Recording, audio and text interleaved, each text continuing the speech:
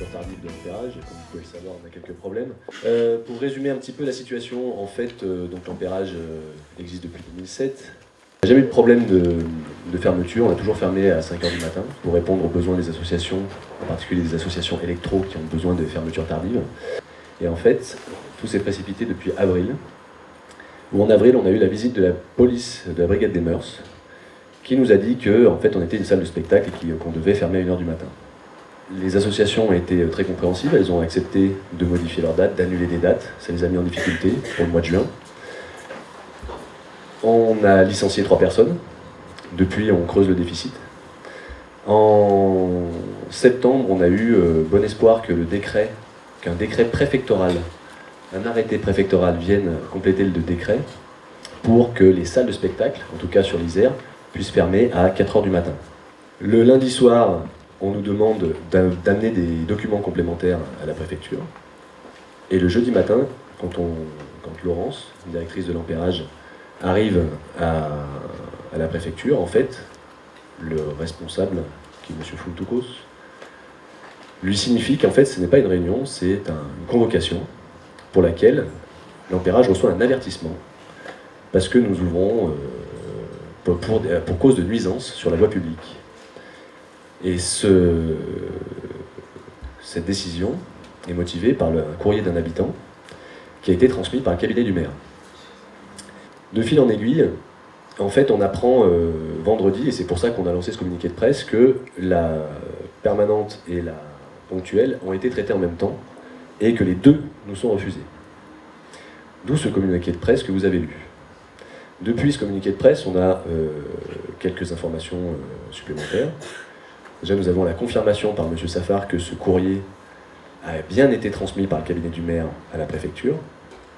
Donc, si le service culture nous accompagne depuis un moment pour qu'on puisse rendre notre mission de service public auprès des associations, le moment était plutôt mal choisi par le cabinet du maire de transmettre ce genre de courrier à M. Fountoukos, sachant que des courriers concernant les nuisances, on en reçoit beaucoup depuis notre ouverture en 2007, qu'on le fait toujours sous forme de concertation, qu'on travaille avec l'Union de quartier, qu'on a eu des réunions régulières avec l'Union de quartier, la préfecture, la mairie en 2009-2011, pour demander des rondes de police municipale ou nationale. Donc ce travail, on le fait. Et là, soudainement, sans aucune information préalable, on nous dit, bah non, finalement, le cabinet du maire a transmis une lettre, donc vous n'ouvrirez pas. Donc du coup, on a reçu le courrier de la préfecture lundi, donc hier matin, et il nous autorise une ouverture à 2h du matin. Une espèce de code mal taillé, sans doute parce qu'on est aussi débit de boissons, a priori. Quoi qu'il en soit, ça pose quand même pas mal de questions sur les politiques culturelles de la ville et sur le rôle de la préfecture dans cet imbroglio. La ville nous a dit l'année dernière que ses choix de subventions se porteraient prioritairement sur les lieux et les structures et pas directement sur les associations. Donc nous, on est très contents, pourquoi pas, c'est un choix. Il n'empêche que nous, on est un lieu, alors hormis le fait qu'on n'a pas récupéré toutes les subventions que les associations ont perdues, ce serait trop beau, il n'empêche que le choix politique de la ville qui est sur les lieux, et au bout du compte, il n'est pas suivi des faits parce que nous, on ne peut plus accompagner les associations correctement. Parce que toutes les associations qui ont besoin de l'ouverture de cette salle jusqu'à 4h du matin, bah maintenant sont lésées. Elles ne peuvent plus fonctionner. Je suis surpris par les décisions ou les non-décisions prises par la mairie de Grenoble et la préfecture de l'Isère concernant la fermeture tardive de l'Ampérage. Vraiment, on est vraiment catastrophé par ce qui a l'air de se préparer. Sans vouloir être défaitiste, on a l'impression que les décisions sont déjà prises et qu'on met l'Ampérage au pied du mur. Et j'en suis d'autant plus chagriné que ça sent beaucoup la pression électoraliste. Il y a des élections au mois de mars, comme tout le monde le sait, et on a l'impression que la mairie est plus sensibilisée par le fait de nettoyer les tags du centre-ville pour 360 000 € que de laisser vivre une salle qui remplit une mission culturelle et sociale que personne ne peut dénier. Le deuxième problème qui se pose, et qui est très surprenant, depuis 2009 et ce décret national sur les fermetures des salles de spectacle à 1h du matin, on n'a eu aucune visite, ni des services de la ville, ni de la police municipale ou nationale. Depuis avril, on a déjà eu 2 visites. Et on a quand même ont le droit de se demander s'il n'y a pas un petit peu d'acharnement sur notre salle.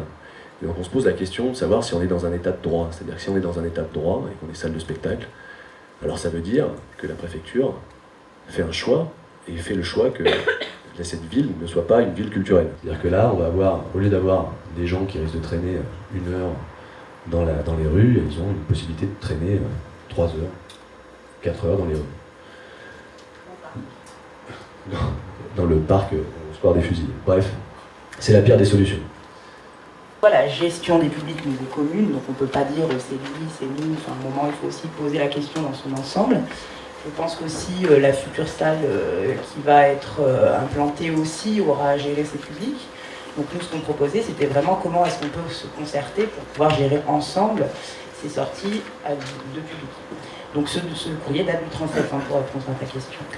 Et la dimension formelle, en fait, le problème c'est que je pense que des courriers, ils n'en ont pas qu'un, ils doivent en avoir plusieurs. De toute façon, depuis 2007, on est salle de spectacle, on est générateur de nuisances. Donc des courriers, ils en ont à la préfecture, ils en ont à la mairie, c'est sûr. Le problème c'est qu'aujourd'hui, c'est sans aucune concertation que la décision est prise, en fait. Ça, c'est un problème. Parce que de toute façon, il y a des concertations, on les a déjà faites. C'est-à-dire qu'on a déjà demandé à ce qu'il y ait des polices sur la voie publique. On a organisé le parking avec un maître-chien, justement, pour gérer les flux publics. Donc à un moment donné, qu'est-ce qu'on nous reproche? Et pourquoi maintenant? Et pourquoi sans qu'on ait la possibilité de se défendre ou de travailler là-dessus? On a plusieurs services qui viennent, on a des services qui nous soutiennent complètement, a priori la culture, on a des services qui nous soutiennent moyennement, a priori hygiène et salubrité, puisque Patrice Boire, l'élu, nous a fait savoir que lui, de son côté, par la mairie, il nous autorisait à 2h du matin, ce qui est très gentil, mais lui on l'avait jamais vu jusqu'à maintenant, donc c'est surprenant. Donc on a des discours très contradictoires, et ce qui pose un vrai questionnement. Nous, le questionnement qu'on pose, c'est un questionnement politique à la mairie, c'est-à-dire quel choix fait la mairie pour les assos. Et à un moment donné, il faut quand même se rappeler que le maire a un pouvoir de police, c'est-à-dire qu'il peut, lui, autoriser les ouvertures tardives. J'aimerais bien que la ville se positionne clairement, que la préfecture nous dise d'où viennent ces informations, comment ça se fait qu'ils prennent cette décision sur nous. Est-ce qu'à un moment donné, il va y avoir une égalité républicaine sur le territoire de la ville, c'est-à-dire qu'à un moment donné, toutes les salles vont fermer à 2h. Je pense que les publics, les usagers des salles de spectacle et les associations ont besoin de le savoir, très vite.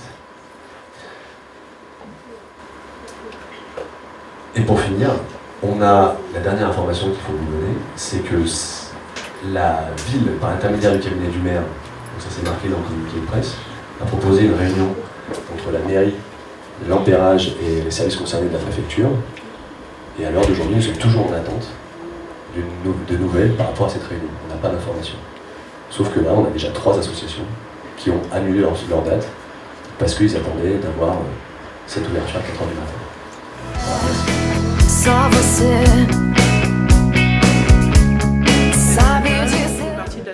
c'est l'association Collectif Sous le Gang et on organise depuis 1 an et demi des soirées funk à l'Ampérage. Voilà, donc notre association et moi personnellement je suis très attachée à ce lieu et à son équipe parce que ils sont vraiment dans l'accompagnement des associations. Ils nous accompagnent dans les projets aussi divers que soient-ils.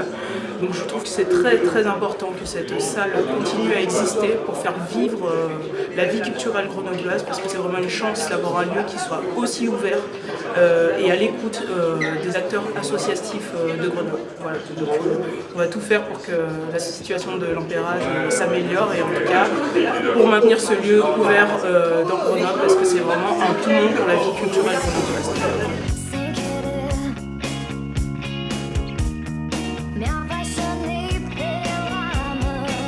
Je m'appelle Jérôme Fire, je fais partie de Bjump et du comité du Bassodrome Festival. Donc on a rejoint l'action pour soutenir l'Ampérage puisque que ce soit vis-à-vis de mon asso Bjump et via notre projet commun avec Eddy Rumas, donc le Bassodrome Festival. On est très handicapé de la fermeture tardive qui a été retirée à cette salle. Donc c'est vraiment très pénalisant pour nous. C'était cette année en septembre la 3e édition du festival. On a réuni environ 3000 personnes sur 5 jours de festivités. Et Disons qu'on a été obligé uniquement de se rabattre sur des soirées qui terminaient à 5 h sur le lieu du Drakkar. Donc salle que l'on soutient également, puisque sans elle, malheureusement, on ne pourrait plus rien faire du tout sur Grenoble. Donc voilà, un petit coup de gueule pour soutenir l'Ampérage et pour parler aussi au nom de toutes les assos qui tournent en autofinancement, sans l'aide publique. Donc voilà, on sera derrière et on compte bien se faire entendre d'ici les prochaines semaines.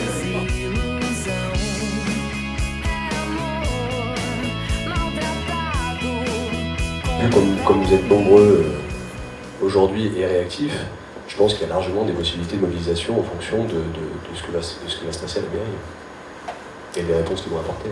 Donc concrètement, la prochaine échéance pour nous, c'est cette réunion tripartite ville, préfecture, Ampérage. J'invite aussi les habitants, les personnes pour qui l'Ampérage a une importance, de la même manière que les habitants écrivent des courriers sur un objet négatif, on vous invite à écrire des courriers sur un objet positif. Et les copains aussi, parce que les associations, estampiller une association, mais bon, apparemment l'associatif n'est encore pas très bien considéré. Donc je pense que des courriers d'habitants seront très fructueux. Donc là on vient de terminer la conférence de presse qui est une réussite, on a une 60aine de personnes qui sont passées, beaucoup d'associations, ce qui prouve à quel point ils sont excédés par les politiques culturelles et les décisions de la préfecture qui empêchent toute une frange de la population de s'exprimer, qui dans cette période électorale pose quand même vraiment le problème de l'éducation et de la culture populaire, de comment on construit le lien social.